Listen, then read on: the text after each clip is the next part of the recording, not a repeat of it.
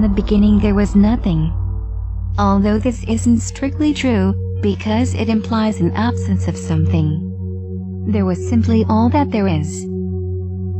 Lao Tzu, traditionally said to be the author of the Tao teaching, wrote, "There was something formed from chaos, born before heaven and earth, ultimate and wonderful, existing alone without change.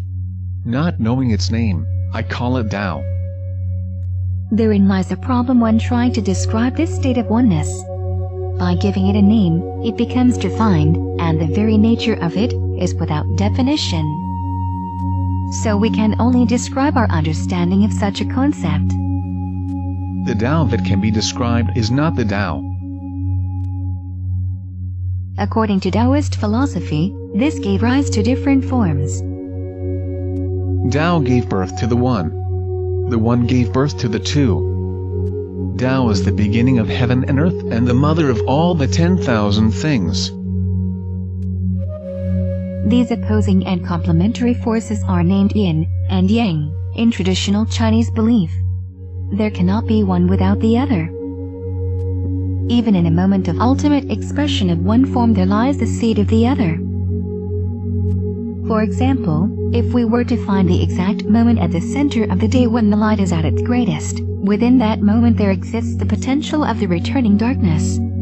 As the day crosses this threshold, this potential is realized and the light gradually turns to dark.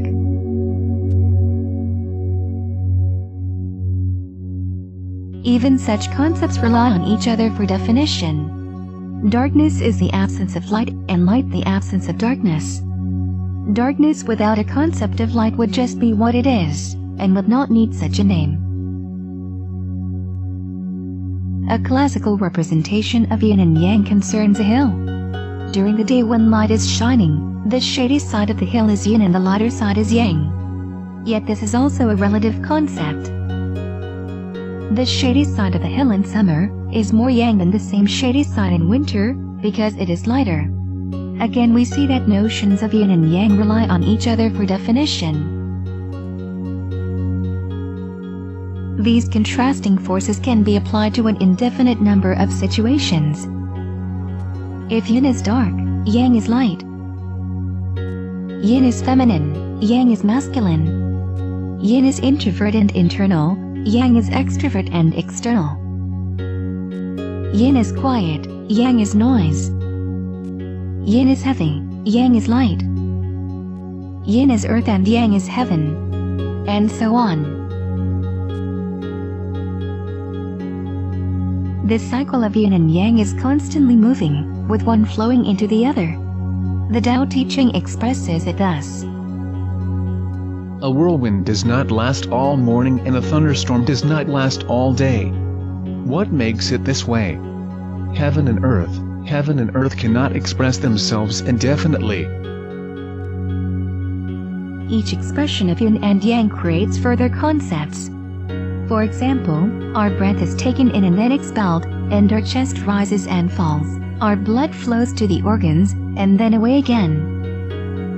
The Yellow Emperor's classic of internal medicine states that the union of the energy of heaven and earth is called human being, but the human body is not the only area in which the interplay between Yin and Yang can be seen. Human history expresses itself as an ever-increasing balance between Yin and Yang. There is widespread belief that there is a greater amount of bad things in the world today, with famine, despotism, war, and violence on the increase. But there is also a greater amount of good to balance this out. We need only to look at the humanitarian response to the Asian tsunami of 2004 to see that our global community can pull together as a force for positivity, even as it seems destined to rip apart. For every Hitler, there is a Mother Teresa. Yin and Yang can thus be expressed on every level, from the macroscopic to the microscopic. Oriental medicine strives to maintain such a balance of Yin and Yang within ourselves, in order that we can be healthy, as fully functioning, and alive as possible. As with all living things, we are an expression of heaven and earth in dynamic motion, and within this duality lies the understanding that we are also at one with the Tao.